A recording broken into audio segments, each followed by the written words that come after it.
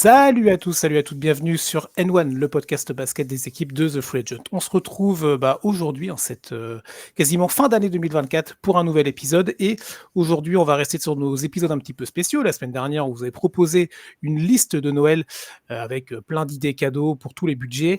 Et cette semaine, on va vous proposer complètement autre chose. Pour m'accompagner, je retrouve mon acolyte de la semaine dernière, c'est Anna. Salut Anna. Salut, c'est les plus cool en fait, on revient. C'est ça. Bon, on te garde pour les hors-séries, tu vois. On va voir. Non, je vais être régulière moi. Ah bah, on va en discuter. Mais en tout cas, c'est troisième fois qu'on te retrouve sur le podcast basket sur le mois de décembre. Donc ça commence à être pas mal. Et donc, on reste sur ces thématiques un petit peu de fin d'année, un petit peu plus chill, Anna. Et cette semaine, on vous propose une petite cérémonie, notre TFA Awards à nous, où on revient sur l'année 2024 de basket. Oui, en fait, on s'est dit tout simplement que 2024, ça a été une année très riche en sport, mais surtout en basket, qu'on a été gâtés. Moi particulièrement, avec les Celtics, salut. Mais voilà, donc l'idée, c'était en vrai de revenir sur toute l'année 2024 et de janvier à décembre. Ouais. Et ça change un petit peu et on s'est dit que ça pouvait être sympa de revoir un petit peu la saison passée avec un mix de cette saison et de voir un peu comment les choses ont évolué. Et voilà, donc on a plusieurs catégories qu'on va vous présenter ce soir. On a avec notre ami Chris, on a regardé un petit peu quels pouvaient être les nommés, et puis on a soumis donc ces catégories et ces nommés à l'équipe de Free Agent qui ont voté. Qui donc ont sélectionné et donc qui ont voté pour les gagnants de chaque catégorie. Donc ce soir, c'est un petit peu la remise des trophées. Exactement, c'est ce Voilà. soir. Et alors, on est sur des catégories, il y a des catégories peut-être classiques et d'autres, on a sorti un petit peu des sentiers battus, on a essayé de proposer des choses différentes et on a bien dit sur l'année basket. Donc, on va pas être uniquement sur la NBA, on va aussi parler un Mhm. petit peu de WNBA. On parlera peut-être de Jeux Olympiques ou pas, on verra, mais et de plein d'autres choses. Mais on va essayer de balayer à notre façon un petit peu cette année 2024. Alors, exceptionnellement, vous pouvez nous retrouver également en vidéo pour ce podcast-là. Donc, vous avez les plateformes habituelles, hein, si vous nous écoutez sur Deezer, Spotify. C'est très bien, continuez ainsi. Mais si vous voulez profiter, entre guillemets, de l'émission en vidéo, ce sera très certainement sur YouTube hein, que vous retrouverez cette vidéo-là. Donc, ça permettra de pouvoir. Alors, je ne sais pas si c'est une très bonne nouvelle de nous voir, nous, même si on a essayé de faire un petit effort vestimentaire. Alors, plus Anna que moi, parce qu'elle m'a dit que je n'avais pas fait d'effort. Mais bon, Non, ça va. C'est juste qu'à la base, j'avais sorti les paillettes parce que c'est je vrai. me suis fait aux Oscars, enfin non, à l'Eurovision. Mais finalement, Oui, je te fais j'ai vu, redescendre. je me suis dit, ouais, je suis redescendue un peu de mon truc et je suis revenue sur Terre. Je me dis, non, non, pas terrible. Allez, hop, petite Peut chemise, peut tranquillou. voilà, peut-être pour l'année prochaine, on fera un petit upgrade, Ouais. on aura peut-être un plateau, une Il y scénographie, mais aura bon. peut-être des vrais trophées Ouais, parce que là, finalement, c'est vrai qu'on n'a pas de trophée, tiens, on aurait pu faire un petit truc, tu sais, on aurait pu le remettre, c'est le verre de coca, tu sais. ouais, voilà, Papa. tu pas un jouet d'enfant là, un petit hocher, tu sais, qui fait le Ouais, j'en ai, j'ai ce qu'il faut. ouais, J'ai oui, une c'est pour ça. Sophie la girafe, si tu veux. Bon, on va pouvoir se lancer. Alors juste avant, moi je fais une petite dédicace perso, tiens, à un collègue Quentin que j'ai vu ce week-end, on a parlé de l'émission, on a parlé de TF1 et je sais qu'il m'écoute, du coup, qu'il nous écoute dans cet épisode. Donc le petit bonjour à toi Quentin et à ta petite famille, voilà, c'était la petite dédicace. Je le fais pas souvent, mais là c'était juste pour le petit plaisir de fin d'année. On va y aller, si tu veux, Anna. Oui. On a quoi? On a 7 catégories, si je dis pas de bêtises, je crois que c'est ça. 7 ou 8, je sais même plus. Ouais, 7, je crois. Voilà. Ouais, Il me 7. semble que 7. On est sur 7. Moi, je te propose de commencer tout de suite avec tiens, la première catégorie, avec le souvenir basket de l'année. Alors, attention, ceux qui nous regardent en vidéo, on a mis un petit setup en place là. Oh, Ouf. ouais, Là, le on a mis titre, les là. budgets. Ouais, c'est ça. Alors, on va essayer de s'y tenir, mais bon. Merci Charles pour le budget, tu as raison. Alors, du coup, le souvenir basket de l'année, c'est la première catégorie. Je te laisse nommer les trois nommés, du coup, lister les trois nommés et on donne le verdict, sachant que, on précise juste avant, moi j'ai les réponses évidemment parce que je suis allé du coup récupérer les réponses de nos collègues de TF1, mais toi tu ne connais pas, tu connais les nommés évidemment, on a travaillé ensemble là-dessus, mais tu ne connais pas les Non, vainqueurs. ce sera la grande surprise. C'est ça. Alors, les nommés sont la finale des Jeux Olympiques hommes et femmes, France contre les États-Unis. Mmh. Gros souvenir basket hors NBA. le titre pour les Boston Celtics 16 ans plus tard pour passer devant les Lakers au nombre total de titres. Et LeBron James avec son record de points personnel. Les 40 000 points dépassés par LeBron. Alors, on vous avoue tout de suite que les Celtics, c'était pas mon choix, hein. C'est le choix de la camarade là. Elle est arrivée, elle a dit: «Première catégorie, on met tout de suite Hop. Boston dans le». Mais oui, il fallait bien. Ah oui. Bon alors, Bah, du coup on a mis LeBron aussi, hein, ça va, c'est on a vrai, mis c'est les vrai. Lakers. Bon alors, en tout cas, c'est une majorité écrasante pour le premier résultat. C'est 80 des résultats des votants pour les finales des jeux olympiques, des 2 équipes de France, du coup, contre les 2 teams, USA. On va revenir un petit peu dessus si tu veux, Anna, parce que ça rappelle plein de Ouais. souvenirs. Mais voilà, donc ouais, grosse, majorité écrasante pour ce souvenir basket-là. Je pense que pour ceux qui nous écoutent ou ceux qui nous regardent, du coup, exceptionnellement, ça doit être un des souvenirs les plus marquants de cette année 2024. Ouais, en fait, je sais pas si c'est le fait que ça a été à Paris et donc forcément avec plus de fans français, les 2 en finale, contre les États-Unis avec des Mmh. finales où finalement c'était plutôt accessible de gagner. Je pense que c'est le tout avec toute la hype qu'il y a eu autour et Wemby en équipe de France, Gabby Williams en équipe de France, Marine Johannes, le tout combiné fait qu'en fait on était à fond et puis il y a l'enthousiasme des Jeux olympiques aussi qui fait que voilà. Et c'est vrai que, alors j'ai voté aussi, et c'est vrai que c'est le souvenir pour lequel j'ai voté, tu vois. Donc finalement, j'ai voulu mettre les Celtics, mais moi, mon souvenir, c'est vraiment ces finales-là. Ouais, je suis totalement d'accord avec toi. C'est vrai que voilà, c'était au cœur de l'été, dans une quinzaine, où il y avait du sport en permanence, tu vois? Donc, tous les Mm. 2, on est très fans de sport, omnisport. Je sais qu'il y en a beaucoup qui nous écoutent, qui sont aussi très certainement dans ce cas-là, mais voilà, c'est vrai qu'il y avait heu, cette dualité, donc en plus 2 finales avec les 2 équipes du côté de Team USA, que ce soit chez les Mm. femmes ou chez les hommes, c'était vraiment l'armada qui était là. On a Ouais, beaucoup parlé des Avengers chez les hommes, mais attention, hein, l'équipe féminine américaine, alors elle est peut-être un petit peu moins suivie, voilà, ouais. mais c'est peut-être la meilleure équipe de sport collectif dans l'histoire des Jeux olympiques, hein, parce que, ils étaient à Mhm. 60 victoires de suite avant la finale, donc ils n'avaient pas perdu un match aux Jeux olympiques depuis les JO de Barcelone, quasiment une éternité. Et en fait, je sais pas ce que toi t'en as pensé, mais à chaque fois, il y avait un côté, peut-être un petit peu plus chez les filles que chez les gars, mais si On peut près, le si faire. loin, tu vois? Ouais, ouais, ouais, clairement, clairement. Non, non, c'était extraordinaire et surtout, enfin, chez les femmes, Ouais. ce qui était bien, c'est vraiment, donc déjà au-delà de l'accessibilité à cette médaille d'or, c'était aussi ce côté, en fait, c'est-à-dire que nous, amateurs de basket, on sait ce que c'est le basket, on sait ce que c'est le basket féminin. Mais pour des gens qui ne connaissent pas, qui découvrent le basket, et je le sais parce que c'était le cas de ma sœur, par exemple, qui connaît pas Mmh mh. du tout ça et qui est venue à Lille, hein. Donc déjà, tu vois, Ah, elle est venue c'était sur place autre déjà, chose. c'est cool. C'est pas la même, la même considération. On s'est dit, bon, à Lille, ok, on s'en fout. Et finalement, Lille, l'ambiance de ouf.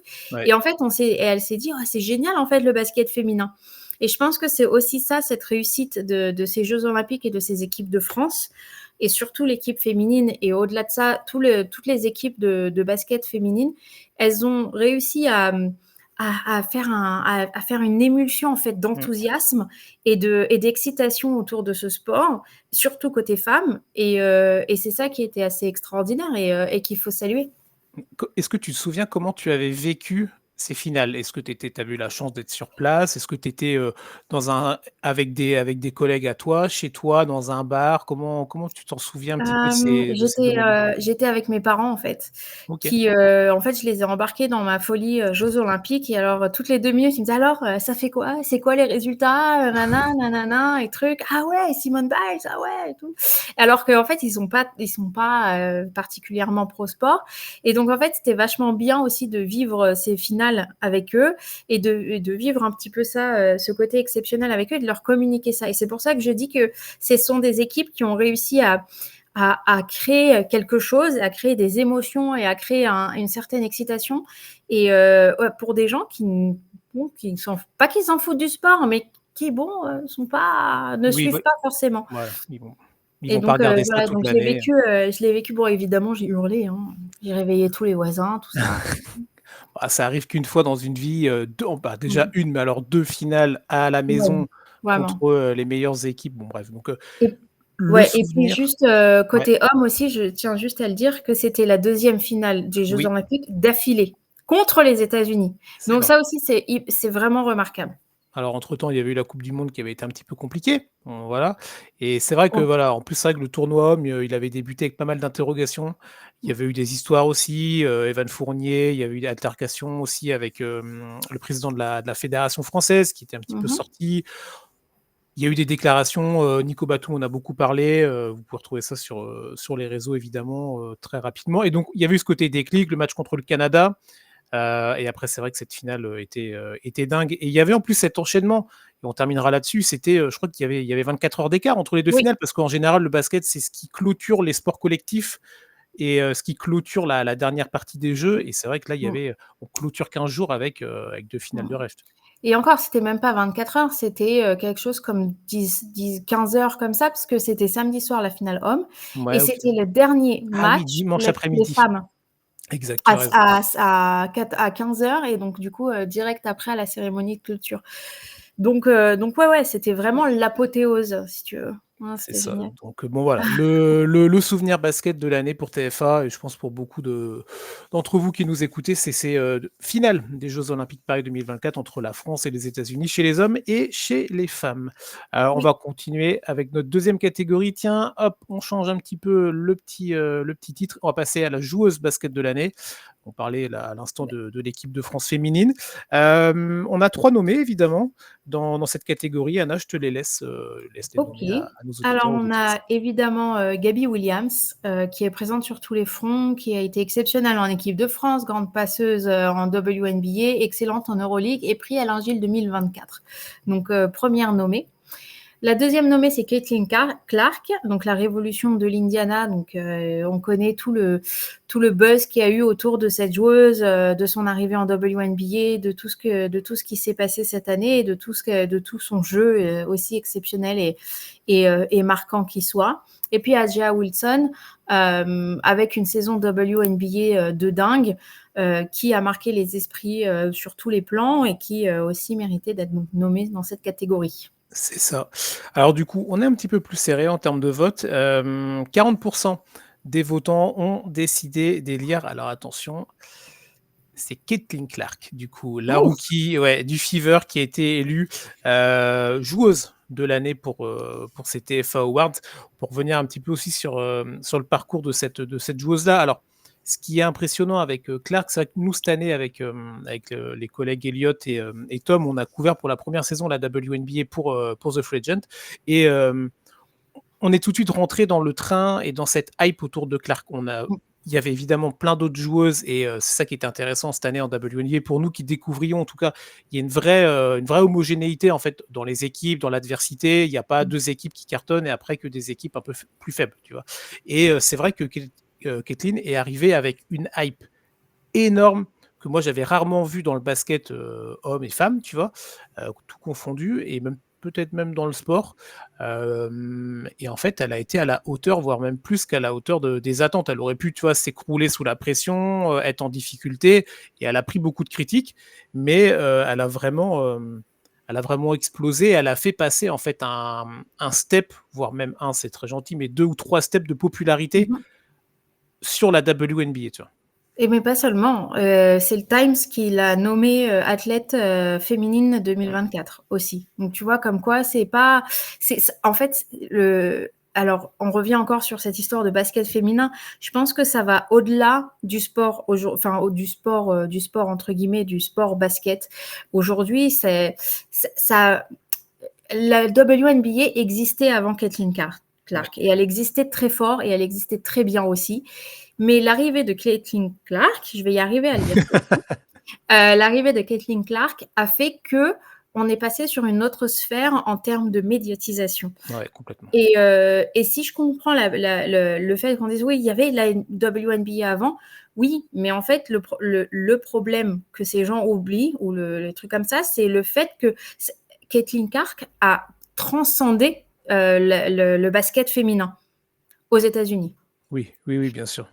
Bah, Et, tu vois. c'est exceptionnel parce que le sport féminin, c'est important aux États-Unis, mais mais à ce point-là, et entendre autant parler de WNBA et qu'il y ait autant de hype et autant de trucs, et adoubé par LeBron James, et il y a plein de trucs comme ça qui ont fait que ça a grossi, et à raison. Parce qu'au final, voilà, en plus, elle est restée très droite dans ses bottes. Elle est restée dans son jeu. Elle n'est pas rentrée dans les polémiques, parce qu'il y en a eu aussi à On a son eu cette année, sujet. ouais. Mmh. Il y a eu pas mal de choses. Bah, c'est vrai que Donc en fait, c'est une question de jeu, mais c'est aussi une question d'aura et d'ambassadeur finalement du sport. Et j'ai hâte de voir la suite. ouais, c'est ça, parce que maintenant, il va falloir confirmer. Il y a pas trop de doute évidemment, mais ouais, voilà, donc c'est vrai que Caitlin a été le phénomène de cette année, dans la ligue WNBA, avec en plus le niveau de jeu qui était là. Je vais juste donner deux trois records, il y en a eu pas mal pour elle cette année. Le record en nombre de passes décisives sur une saison, de passes décisives en un seul match, 19, on commence à discuter sérieusement. Le nombre de 3 points pour une rookie qu'elle a complètement explosé. Après, on sait que le jeu est un petit peu Mmh. différent, même si le record datait de 2022, donc pas si vieux que ça. Le nombre de points marqués par une rookie, de triple-double par une rookie, etc., etc. Il y en a pléthore des records. Mais voilà, très curieux de voir cette deuxième saison pour cette équipe du Fever et pour la WNBA, parce que c'est vrai qu'Edge Wilson, elle a cartonné. Moi, j'avais un coup de cœur. On l'a pas nommé, j'ai presque failli la nommer pour Nafisa Mmh. Collier, la Oui. joueuse, voilà.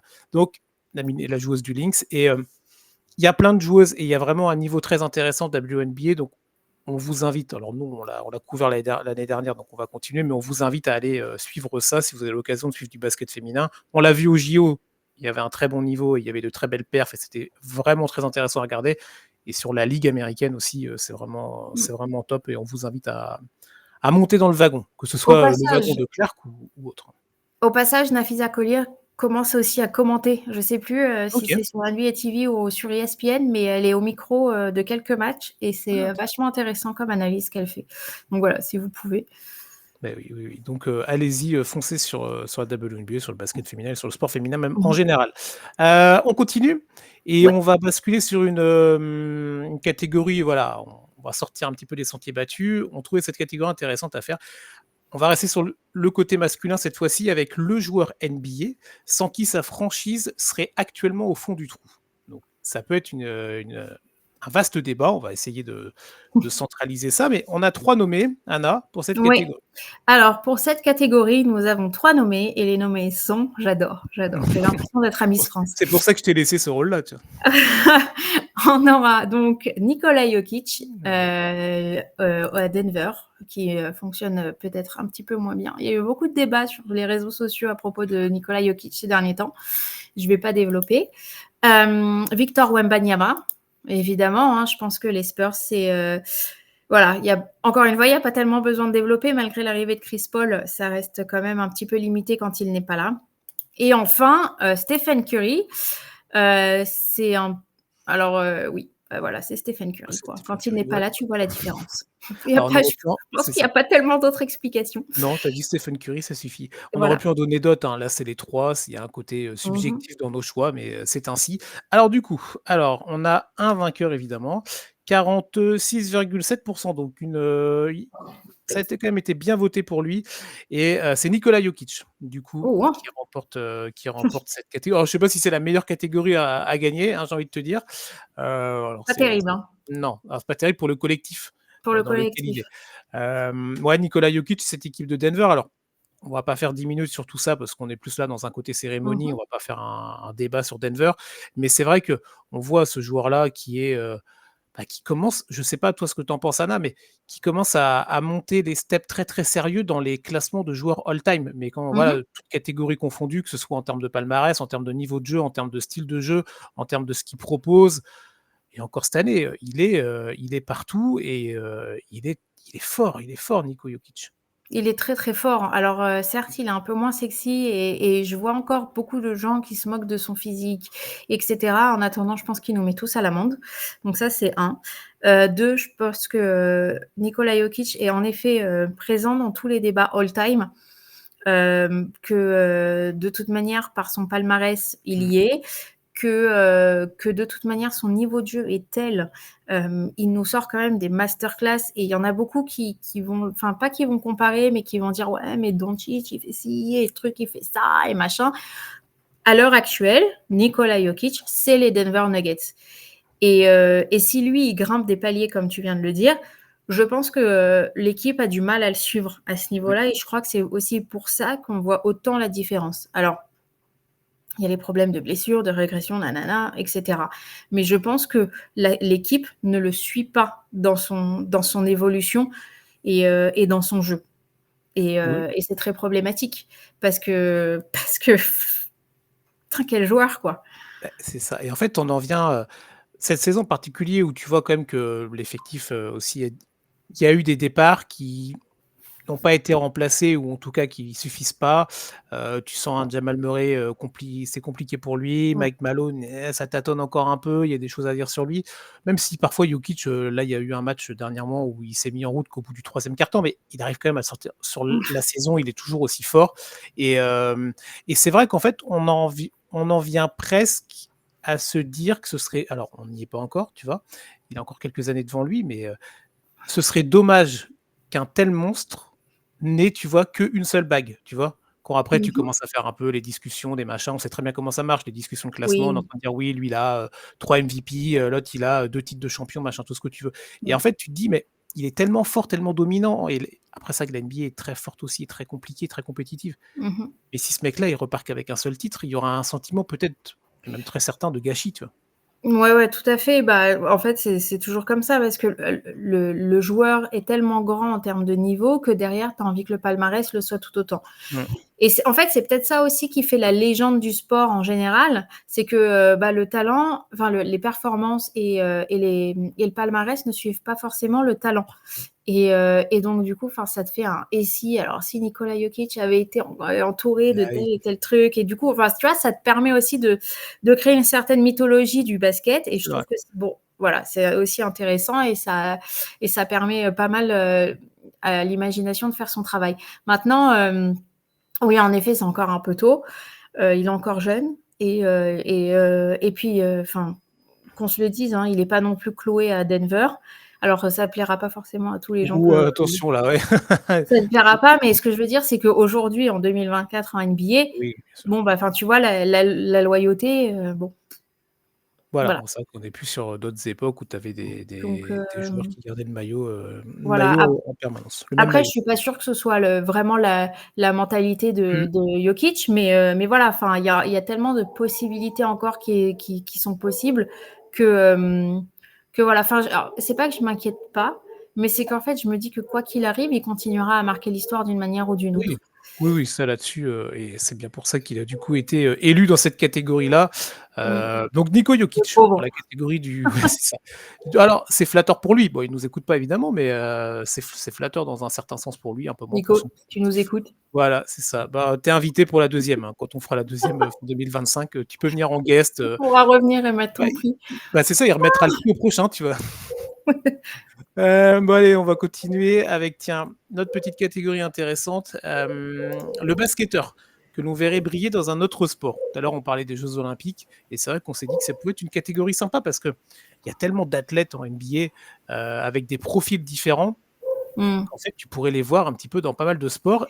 Pareil, il a fallu faire des choix. Je te laisse, nous parler des 3 nommés, et let's go, tu vois? Je tiens à dire qu'on a été quand même pas mal inspirés pour cette catégorie, qu'on aurait pu en mettre beaucoup plus. Oui, bien sûr. Heu mais voilà, alors on est parti sur, Giannis Antetokounmpo en triple saut. Pardon, en saut en hauteur, Ça marche. excusez-moi. Ouais, moi, c'était triple saut, son hauteur, on a discuté, mais Pardon, bon, ça marche. excusez-moi, c'est moi qui me suis un petit peu, emmêlé les pinceaux. Donc on a Giannis Antetokounmpo en saut en hauteur, Stephen Curry au golf Yes. ou De'Aaron Fox aux 100 mètres ou 200 mètres, enfin la course, Le sprint sprint, rapide, quoi. c'est ça. Alors là, c'est vraiment intéressant parce que du coup, donc parmi, tous les membres de la communauté TF1 qui ont voté, de notre groupe et ben, il y a une égalité. Il y a Oh une bah, égalité, eh oui, oui, oui, avec alors il y a 46,7 pour les 2. Ils ont pas pu se départager, tu vois? C'est vraiment, très serré. Eh ouais, ouais, j'étais assez surpris quand j'ai vu le résultat, mais bon, bah, du coup, il y a un copartage de récompenses. On a d'un côté Stephen Curry, du Au coup. golf? Et de l'autre côté, Mmh. c'est ça, au golf. Et de l'autre côté, Giannis Antetokounmpo, son hauteur, triple saut, prenez ce que vous voulez. Donc c'est vrai que Fox, il a pris une petite cartouche là pour le coup. Ouais. Mais bon, on va rester sur Curry et Antetokounmpo. Moi, c'est vrai que tout de suite, quand on a eu cette catégorie, Anna, je t'ai donné Yanis. Parce que Mmh. vraiment, ce mec-là, franchement, tu le mets sur ce genre d'épreuve. Je te dis pas qu'il va être champion olympique pendant 10 ans parce que voilà, c'est un autre sport, c'est notre façon de faire, tu vois. Mais il a déjà des attributs physiques tellement disproportionnés que tu te dis, il va plier le game rapidement, tu vois. En fait, c'est un athlète qui est enfin, que moi je trouve exceptionnel et en fait, on le met dans un sport d'athlétisme, mais en vrai, il pourrait faire beaucoup d'autres sports. Mais oui, C'est-à-dire qu'en fait, on pourrait le voir aussi au volley, par exemple. On peut le voir, bon, peut-être pas à la gym, hein, il est un petit peu grand pour la gym, mais voilà, enfin, on le voit dans des trucs, tellement on sent qu'il est capable de tout faire. Et en fait, c'est ça qui est extraordinaire. Alors, moi, je le vois vraiment en saut en hauteur pour le coup, c'est pour ça, ouais, j'ai voté pour ça.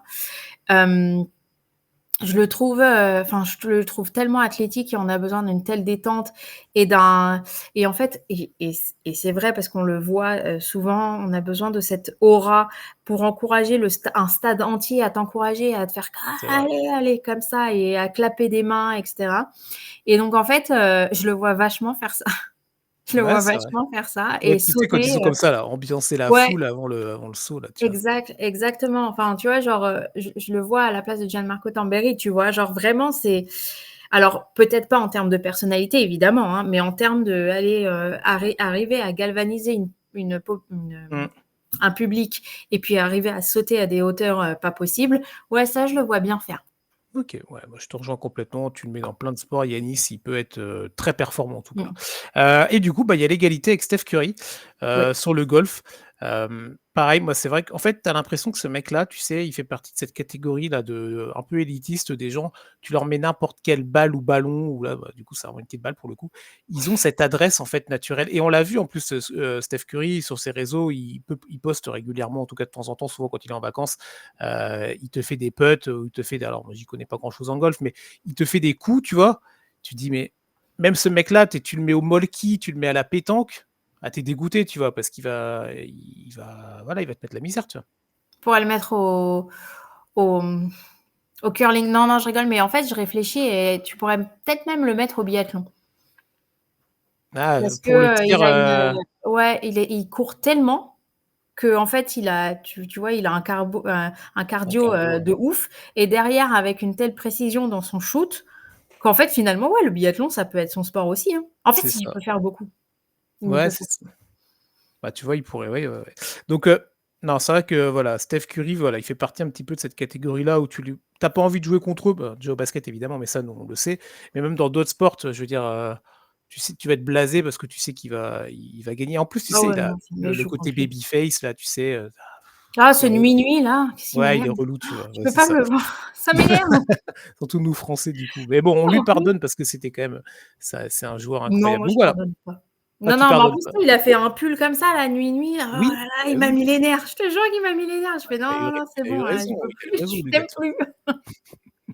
Trop patriote, Anna. Donc voilà, donc là on a un co-partage, Steph Curry et Giannis Antetokounmpo du coup pour le basketteur, bah, les basketteurs du coup qu'on verrait briller dans un autre sport. Allez, on déroule, on arrive gentiment sur le dernier tiers là, de notre émission, avec catégorie, du coup on a fait un petit peu l'inverse. On a été Oui. chercher des sportifs omnisports que l'on verrait bien dans le basket. On reste sur une catégorie masculine, c'est vrai qu'on aurait pu prendre, des filles aussi, mais on est resté sur les garçons, Oui. avec, 3 nommés et 3 caractères et profils complètement différents. Oui, complètement différent. Alors, on est parti sur Léon Marchand, qui est grand et fin, rapide. On le voit bien plutôt en profil KD, tu vois?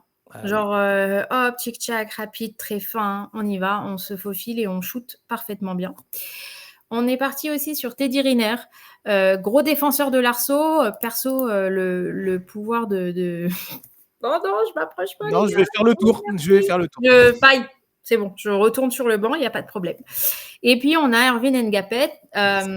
pour, l'explosivité, le fait qu'il monte, très, très haut, il est malin comme tout et voilà, il a ce petit QI, qu'on peut voir au basket et donc l'explosivité, le physique, l'athlétisme qui va avec. Tout à fait. Donc alors, plutôt serré entre deux nommés dans cette catégorie. Ah, Alors, moi, du coup, on a voté tous les deux, hein. Toi, tu as voté pour qui? Juste pour savoir. Je ne t'ai pas demandé pour les autres, c'est vrai, mais euh... Eh ben, je me souviens plus. tu te souviens plus. Bah, c'est pas grave. Bah, j'ai bien fait de te poser la question à ce moment-là. Alors moi, j'ai pas voté pour celui qui a gagné. Oh Voilà. non. En fait, je voulais t'emmener vers là. Je sais pas si du coup tu avais fait ça. Alors, du coup, celui qui l'a emporté, mais il y a pas de problème, et c'est la majorité, c'est la démocratie qui l'emporte, avec 46,7% des voix, c'est Erwin Engapet. Ouais, ça voilà, Du ouais, je crois que coup, j'ai voté Hermine tu as Ngapet voté, ouais. aussi. Moi, j'ai plutôt voté Teddy Riner, je t'avoue. Mais bon, Erwin Engapet, du coup, mais Teddy Riner est deuxième avec 40% des votes, et Léon Marchand un petit peu plus derrière. Ouais, Ngapet, pardon, le joueur de l'équipe de France de volley. Pareil, c'est toujours une équipe qui est vachement intéressante. On va pas faire un débat sur le volley maintenant, mais c'est une équipe qui est vachement sexy à regarder, qui est Mhm. fun, et Ngapet est vraiment un peu la mascotte. Moi, je le vois, je l'ai vu dans pas mal de matchs, dans des points serrés, tu sais, où il va monter au Ouais. filet, là, avec. Alors, si vous nous regardez en vidéo, vous allez voir pour les podcasts, ceux qui nous écoutent en podcast, désolé, c'est le petit coup de la petite main, là, tu sais, Ah oui, oui, oui, mais sa c'est petite pour ça que je spéciale à lui, parlais là. de QI, tu vois. C'est ça. C'est-à-dire qu'il va avoir une analyse du jeu qui est tellement rapide et qui est tellement intelligente que du coup, je le vois vachement dans ce poste de meneur de jeu où en fait, il faut tout voir, tout contrôler, tout, et Mm, avec des passes et des points vraiment comme ça, tu vois. De derrière les fagots, comme ça, il te sort un truc. Et donc, ouais, voilà, je crois que j'ai voté pour Armin Ngapet, en mm. effet. Il a le truc, tu vois, très américain, tu sais, le show, se Oui, mettre en avant, mais et souvent, il y a les changements de coupe de cheveux aussi, le look et tout ça rentre dans le côté divertissement que ouais, ouais, proposait. ouais, il a tout à fait cette aura-là et ce côté un petit peu leader Ouais. qu'on apprécie voir au basket et surtout en NBA. Il a ce côté très là où tu vas, je vais. Là où tu Ouais. vas, je vais. Et en fait, tu le vois dans tous les coéquipiers, dans tous les machins, il a ce truc, une personnalité qui est incroyable. Et puis surtout, il est, euh, il est humain. C'est-à-dire que moi, c'est une des images des Jeux Olympiques, par exemple, qui m'a marqué cette année, mais il y en a plein d'autres. Je prends celle-là parce que c'est une des plus récentes, mais où en fait, quand ils sont qualifiés en finale, on le voit en train de pleurer sur le bord du terrain. Enfin, tu vois, et cette image, elle est tellement comme prenante et elle est tellement et chargée d'émotions qu'en fait, je me dis, oh, ouais, je le verrais bien, je le vois bien. Tu vois, il amène un truc en plus, il amène un cœur. Voilà, un cœur. C'est exactement ça. Mais en tout cas, tu es pas la seule parce que du coup, la majorité de l'équipe de TF1 a voté pour lui. Donc pour Arvin Ngapet, en sportif qu'on verrait bien jouer au basket. Alors, il a peut-être un niveau, on ne sait pas, faudrait. Franchement, je le verrais bien jouer comme ça, là, un petit Lucky Luke avec Tony Parker. Pourquoi pas, ça peut s'organiser. Mais enfin, ça ne veut pas dire que les autres n'ont pas ce côté-là aussi, hein. Bien Je veux sûr. juste, voilà, c'est tout. Mais c'est vrai que le profil de Léon Marchand, moi, toi, le petit profil, il est vraiment long comme KD. Alors, c'est pas les mêmes, voilà, Ouais. c'est pas le même gabarit, même physique, tout ça, évidemment, attention. Mais tu Oui, sens que oui. ouais, il est long. Et il n'a pas le même physique que les autres. Quand tu vois en natation, tu sais, ils sont tous tankés, tu sais, ils ont tous des abdos, des épaules. Les mecs, c'est des baraques. Tu vois, Et lui, Mm. il dénote un petit peu, tu vois. Oui. Et pourtant, voilà, il a le talent pour lui. Mais bon, bref. En tout cas, Erwin Gapet pour cette catégorie. Il nous reste deux petits trophées à transmettre, Anna. Et Oui. là, on a gardé. Alors le meilleur, je sais pas, mais on a gardé le plus piquant, un petit peu le plus spicy pour la fin. Ouh. Avec le premier, on gardera vraiment le plus piquant pour la dernière catégorie. Le joueur, donc NBA, hein, on n'a pas mis à chaque fois, mais avec les meilleurs réseaux sociaux, donc Twitter, Instagram, TikTok, je ne sais même pas s'ils sont beaucoup sur TikTok, mais Instagram et Twitter, on va rester là-dessus. Bon, on a décidé un petit peu de troller pour cette catégorie, il faut l'avouer, et du coup, je te laisse donner les trois nommés, Anna. Alors, on aura KD dans un premier temps. Alors, j'adore comment il se comporte sur les réseaux sociaux. C'est-à-dire qu'en fait, il va aller répondre. Déjà, rien que sa photo de profil sur Twitter, c'est le truc où il y a toutes les épées pointées sur lui, là. Ah oui. Donc voilà, il a pas peur d'y aller, il a pas peur d'être un peu piquant. Et bon, les burner accounts et tout, on n'en parle pas tellement, mais voilà, enfin, ça fait aussi partie du mythe, mais c'est à la limite même pas ça qui nous a intéressés pour le nommer. C'est Mm. vraiment ce côté, j'ai pas de filtre qu'on aime bien voir en fait, parce que dans les réseaux sociaux un peu polis, c'est bon. Voilà. On aura aussi Josh Hart. Alors dans un autre registre complet, en fait, qui encore aujourd'hui et hier là, il s'éclate avec Jalen Brunson et Carl Anthony Towns, donc sur Twitter. Je sais pas, ça, on s'envoie des messages et ça se charrie et c'est machin. Et en fait, c'est hyper cool parce que on s'identifie à ce genre de délire en fait. Moi, je parle comme ça avec mes potes sur les réseaux. On s'envoie des mèmes, on s'envoie des trucs. Et donc, en fait, c'est vachement sympa d'utiliser les réseaux sociaux donc pour se chambrer entre potes et pour parler de nos délires. Et en fait, ça fait... Bon, voilà, je trouve que c'était plutôt sympathique comme nomination. On aurait pu mettre Jalen Brunson aussi, hein, mais Josh Hart est le plus actif. Et puis enfin, donc le dernier nommé dans cette catégorie, c'est évidemment Ja Morant. Donc ça, c'est le véritable troll de la soirée. Heureusement qu'il nous écoute pas. Je suis pas sûre qu'il l'ait bien pris, qu'il l'aurait bien pris. Mais voilà, enfin, c'est vraiment l'idée. C'est voilà, son utilisation des réseaux sociaux un petit peu catastrophique. Mais du coup, c'est du popcorn et c'est du TMZ. Donc on a décidé de le nommer ce soir. C'était compliqué de pas le nommer dans cette catégorie-là, sachant qu'on était sur un côté un petit peu, voilà, troll et second degré. Donc KD, Ja Morant ou Josh Hart, 53% des Ah votants, oui. bah, en tout cas 53%, il y a une majorité qui est ressortie. Bah, pour l'historique, pour Kevin Ah, Durant. Pour KD, bah bah, oui.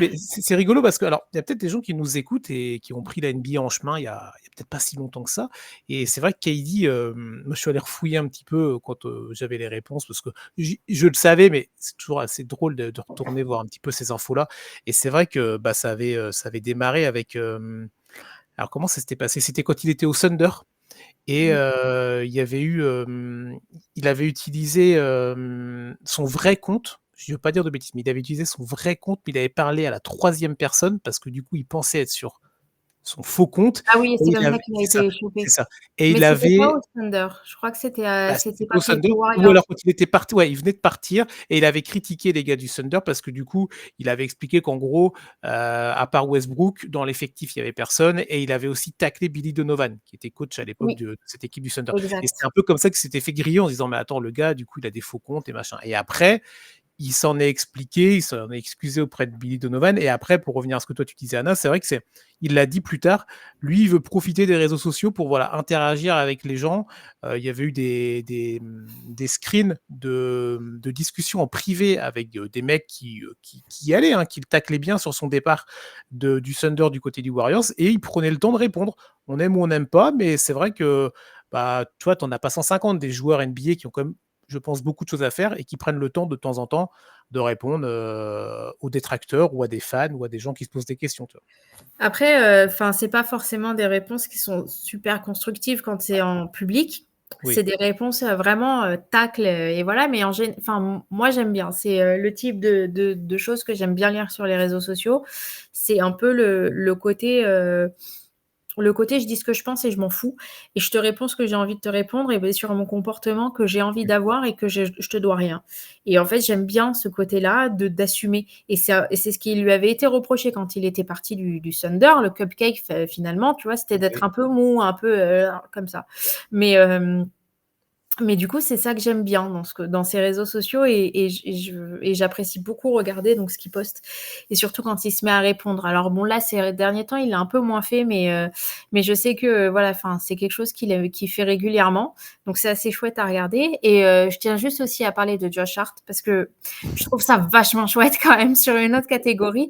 Les mecs, ils s'envoient des tacles avec ses potes. Il dit qu'il veut même pas jouer avec Jalen Brunson, il lui fera pas de passe, je sais pas quoi. Enfin, je trouve que c'est dans un autre Ouais, registre, c'est hyper sympa. Donc en fait, c'était quand même trois nommés où on avait quand même des trucs complètement différents, des complètement. styles complètement différents. Et je trouve ça chouette en fait qu'on soit parti sur Kevin Durant parce que finalement, on aime bien ce côté un petit peu franc comme ça.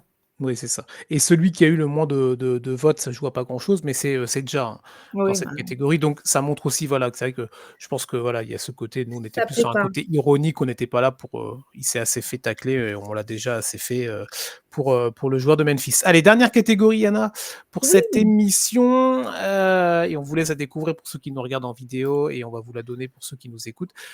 Le joueur le plus clivant.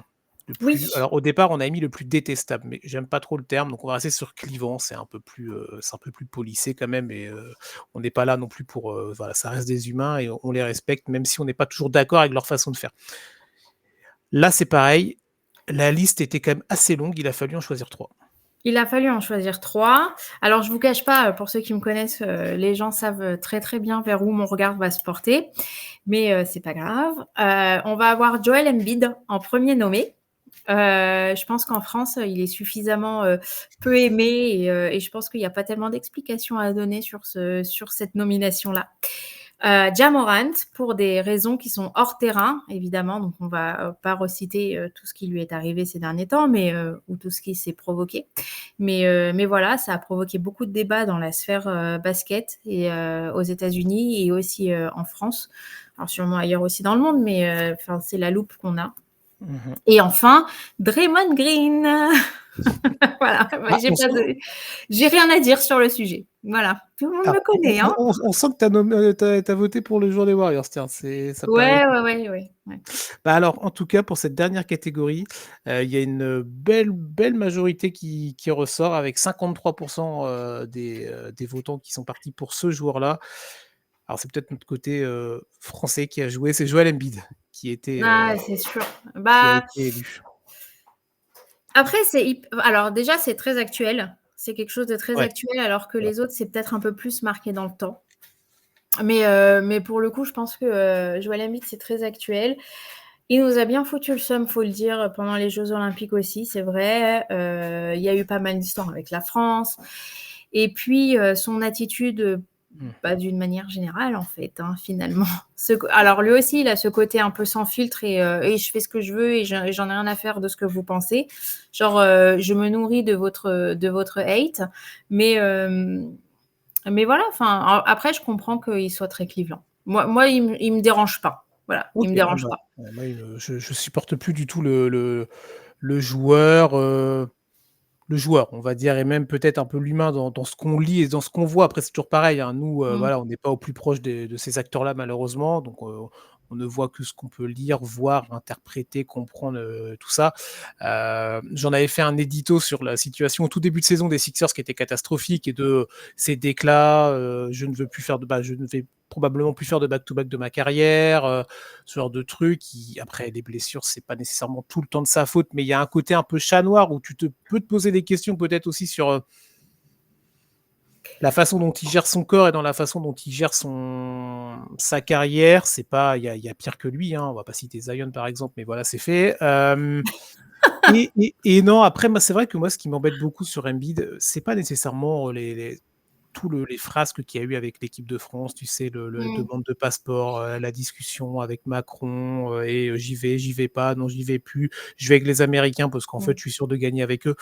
Ça, limite, ça, moi, ça me gêne pas parce que je suis même pas sûr qu'en équipe de France alors évidemment, tu dis: «Tu mets Joel Embiid dans l'équipe», bon d'accord, mais Je sais et pas. ouais, voilà, tu vois? C'est je sais pas. Moi, c'est vraiment son profil en NBA, et dans un des derniers podcasts qu'on avait pu faire sur les Sixers, moi, j'avais dit: «Maintenant, il faut que du côté de Philadelphie».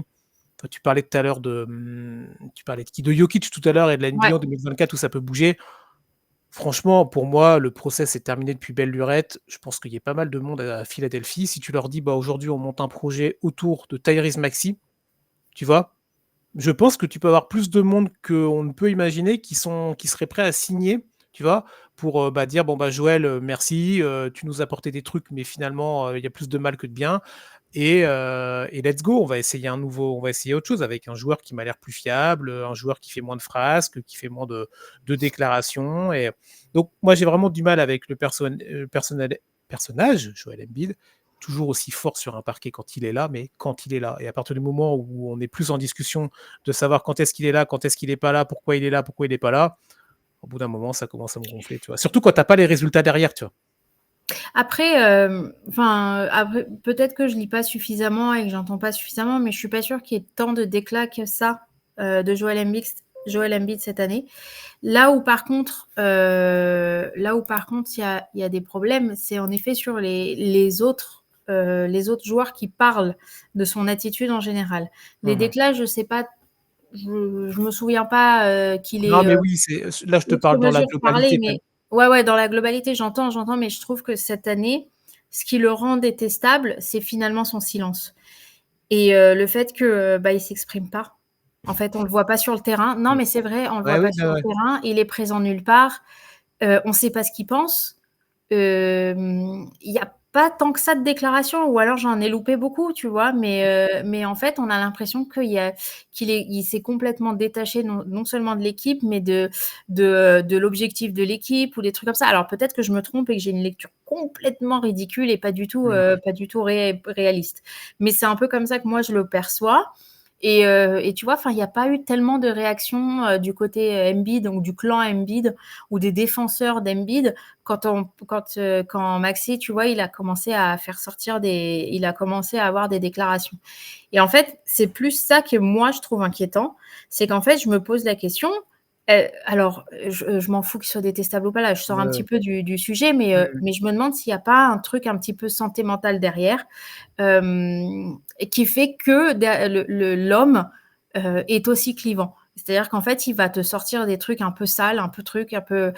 Il va avoir un comportement, des fois, on ne comprend pas, mais qu'est-ce que tu nous fais là et voilà, donc je me pose un peu cette question. OK. Ça m'étonnerait pas. Ouais, ouais. Bon après moi, toi on terminera là-dessus. Les 2 déclats que moi je retiens pour l'instant d'Embiid, bah, donc 3 avec, début de Mmh. saison, je ferai pas les back to back. La deuxième, c'est l'altercation. Alors là et c'est plutôt l'altercation qu'il avait eue avec un journaliste, Ah oui. local, mais là, c'est bon, le journaliste avait été trop loin, donc autant Ouais. là, celle-là, on la met de côté, mais c'est voilà. La sortie était quand même assez maladroite de Joel Embiid, même si le premier fautif, évidemment, c'est le journaliste. Et la dernière déclat, bah, c'est un peu pour répondre à ce que tu disais, c'est-à-dire, quand il y a eu cette histoire de réunion qui est sortie et Tyrese Maxey, qui avait déclaré à Joel Embiid: «Ouais, mais ça serait bien que tu arrives un petit peu maintenant, à l'heure aux entraînements et tout». Bah si, Joel Embiid a répondu et la réaction qu'il a eue, c'est qui la taupe? C'est qui le salaud dans le vestiaire qui est en train de Ah sortir ça? oui, Bah non, beh non, exact, en tu as fait, c'est raison. pas ça, c'est pas la réponse qu'on attend de toi, en fait, tu Tu as vois? raison, tu as raison entièrement, mais alors moi ce que j'entends, oui, oui, tu as raison mais c'est pas tellement ça que je voulais dire, c'est-à-dire que la réponse, il y a pas de réaction, si tu Ouais, veux. ouais. La taupe, OK, mais il y a pas de réaction. C'est-à-dire que derrière, en fait, il est pas resté sur le sujet et il a pas dit, enfin, il a rien dit. Je vais essayer de m'améliorer, je vais travailler là-dessus, ils ont raison. Ouais. C'est vrai que j'ai pas toujours été, bah, non, en fait, il s'est juste concentré sur: «Ouais, qui est celui qui a balancé?» Non, remets-toi en question, en fait. Remets-toi en question. Exactement et en fait, je pense que c'est aussi ça qui le rend, donc aussi clivant aux yeux des gens et bon, en France, bon, c'est déjà une cause perdue. Mais après, enfin moi, j'ai toujours, enfin, je pense que j'étais très ouverte à l'idée d'avoir Joel Embiid dans l'équipe, mais finalement, tu vois, enfin, quand tu regardes un peu ce qu'on a, Mmh. bah, tu dis pas non à Joel Embiid, mais derrière, enfin, faut dire non à quelqu'un d'autre et enfin, en l'occurrence, aujourd'hui, je suis pas sûre qu'on ait tant besoin que Ah ça non, de il est lui. Donc en je fait, tu vois, qu'il soit pas venu en équipe de France, bon, bah, OK, enfin, tu vois, je pense que sur le coup, ça m'a un peu vexée parce que bon, l'équipe de France, quoi, merde. Mais mais finalement, tu vois, genre, ça me choque pas. Moi, ce qui m'embête plus avec Joel Embiid Mmh. et finalement, c'est pas si grave que ça, enfin, c'est pour moi, ça le rend moins détestable que quelqu'un d'autre, c'est mon cas.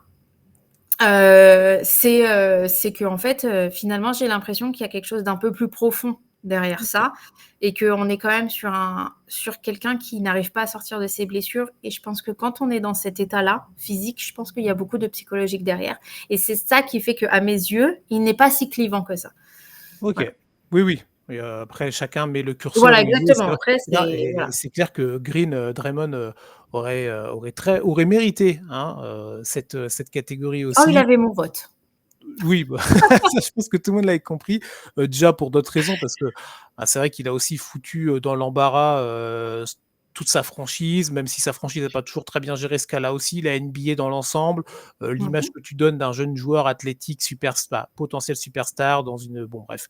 Donc les 3 n'auraient pas volé ce titre-là, mais il fallait le donner et donc c'est pour, notre ami et qu'on embrasse quand même Joel Embiid. Peut-être que lui nous écoute, hein, parce que lui il aura pas besoin de Peut-être, lui, ouais il nous peut-être. comprend en tout cas. Ah, s'il nous écoute jusque-là, au moins, c'est cool parce qu'on l'a ça fait Bravo, 5 minutes qu'on l'a rincé. merci. Bon, bah, voilà pour nos catégories en tout cas de cette, 1re cérémonie des TF Awards. On est revenu sur cette année 2024 sur le basket. beaucoup de NBA évidemment, mais voilà, on a brassé un petit peu de basket féminin, de Jeux olympiques et je pense qu'on a fait un joli petit tour, Anna. C'était plutôt sympa de rediscuter, de faire cette petite rétrospective à notre manière de Mmh. l'année, qui s'est écoulée, tu vois? Oui, ça fait plaisir parce que l'année 2024 nous a tellement donné en sport et en basket que je pense que c'était important de lui rendre hommage à cette année-là, finalement. Bon et bah, très bien. Année qui est pas complètement terminée, il reste encore quelques Non, non, jours. non, il y a Voilà. encore la NBA Christmas Day! Eh oui, Wouhou! évidemment, donc on sera sur le pont pour suivre ça. Il y a toujours des matchs intéressants NBA à suivre, mais voilà, c'est vrai que là, on arrive, 24, bah, l'émission sort le 24 décembre et vous avez toute la semaine, évidemment, cette semaine un petit peu particulière des fêtes. Vous êtes entre vos proches, avec votre famille, donc si vous nous écoutez pas mardi, on vous en C'est pas voudra grave. pas, c'est pas grave et l'émission est faite pour pouvoir être écoutée même, vendredi, samedi, dimanche, ce sera toujours d'actualité. En tout cas, eh ben, merci Anna d'avoir, été à nouveau présente, Bah, cette merci, semaine. hein. Bah oui. Bah, J'espère qu'on se reverra en 2025. je pense que c'est dans les cartons, c'est dans les cartons. On va essayer de voir ça, mais oui, ça devrait le faire. Merci à vous de nous avoir écoutés, de nous avoir regardés si vous étiez sur YouTube. La semaine prochaine, eh ben, je serai à nouveau là, mais ce sera pour complètement autre chose. 2e épisode des prospects, NBA, la route vers, la future, draft NBA avec, Jules. On va revenir sur, de nouveaux prospects. On va vous parler de pas mal de joueurs. Donc ce sera la semaine prochaine, ça pour la dernière de l'année et début janvier, vous retrouverez le conseil de classe évidemment, donc pour attaquer comme il faut l'année 2025. Très bonne journée, très bonne fête à vous. Profitez bien de vos proches, surtout c'est très important toute l'année, mais encore plus à cette période-là. Et on se retrouve, bah, pour ma part, la semaine prochaine et avec Anna, on se retrouve très vite, bien entendu. Allez, ciao! Bye, joyeux Noël.